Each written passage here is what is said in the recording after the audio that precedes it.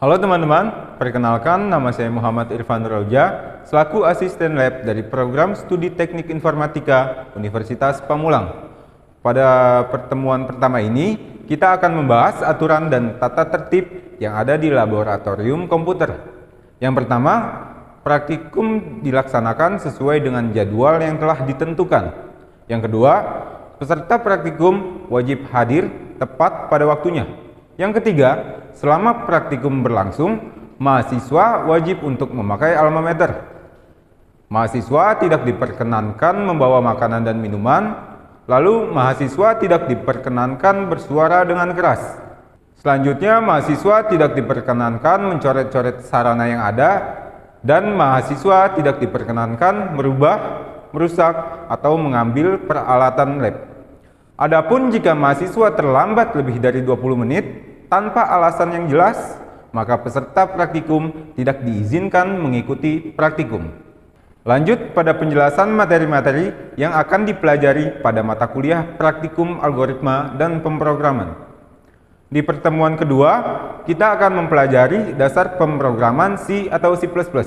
Program C++ merupakan program yang berbentuk fungsi-fungsi. Bahasa C++ juga merupakan bahasa pemrograman tingkat tinggi, yakni memakai kata-kata dan pernyataan yang mudah dimengerti manusia, meskipun masih jauh berbeda dengan bahasa manusia sesungguhnya. Selanjutnya, pertemuan ketiga dan keempat, kita akan membahas mengenai materi decision, if, dan switch. Pada decision if, perintah if berguna untuk memilih dua atau lebih alternatif jawaban yang tersedia. Jika perintah if tersebut terdiri dari dua atau lebih pernyataan, maka pernyataan tersebut harus berada di antara behind dan end. Selanjutnya, decision switch. Perintah switch merupakan pernyataan yang dirancang untuk menangani pengambilan keputusan yang melibatkan sejumlah pilihan alternatif, yang diantaranya untuk menggantikan pernyataan if bertingkat.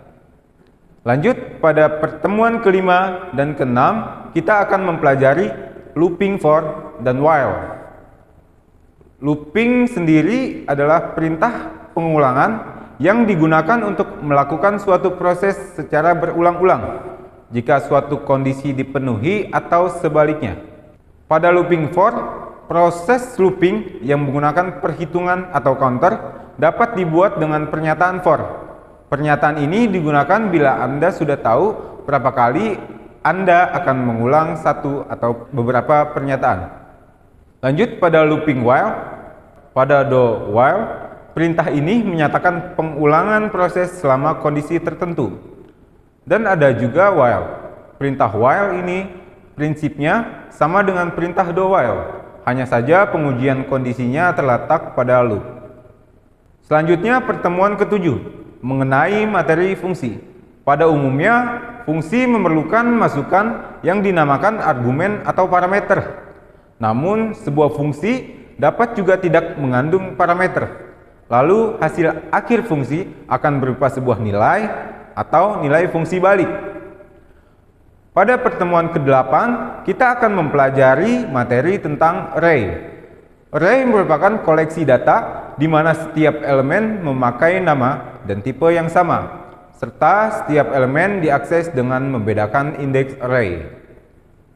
Lanjut pada pertemuan ke-9, kita akan membahas materi string.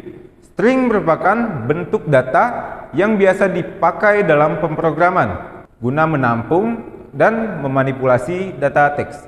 Di dalam Turbo C++, string bukan merupakan tipe data tersendiri, tetapi hanya merupakan jenis khusus dari array. Lalu, string juga bisa dipergunakan dalam konstanta dan variabel. Lanjut pada pertemuan ke-10, kita akan membahas materi pointer. Pointer adalah variabel yang berisi alamat memori sebagai penilaiannya, dan berbeda dengan variabel biasa yang berisi nilai tertentu. Dengan kata lain, pointer berisi alamat dari variabel yang mempunyai nilai tertentu. Pada pertemuan ke-11, kita akan mempelajari materi structure. Structure adalah sekumpulan variabel yang masing-masing tipe datanya berbeda dan dikelompokkan ke dalam satu nama. Menurut Pascal, structure juga dikenal sebagai record. Structure membantu data-data yang rumit, khususnya dalam program yang besar, karena structure membiarkan sekelompok variabel diperlakukan sebagai satu unit. Pada pertemuan ke-12, nantinya kita akan membahas mengenai materi sorting. Sorting adalah suatu proses pengurutan data yang sebelumnya disusun secara acak atau tidak teratur, menjadi urut dan teratur menurut suatu aturan tertentu. Biasanya pengurutan terbagi menjadi dua, yaitu ascending dan descending.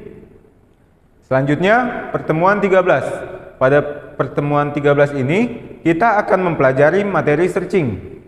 Searching sendiri merupakan proses pencarian suatu elemen di dalam array.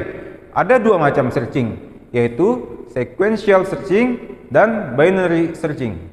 Perbedaannya terletak pada keadaan suatu elemen atau data yang berada pada array. Adapun format laporan praktikum terdiri dari laporan awal dan laporan akhir. Laporan awal sendiri berisi rangkuman materi, lalu penyelesaian tugas praktikum, dan menjawab soal tugas pendahuluan di setiap modul. Selanjutnya, pada laporan akhir berisi jawaban soal tugas akhir, yaitu kesimpulan di setiap modul yang telah dipraktikkan. Jika kalian masih belum paham, kalian bisa bertanya secara langsung kepada dosen pengampu kalian masing-masing. Terima kasih telah menonton video ini. Sampai jumpa di video-video materi berikutnya.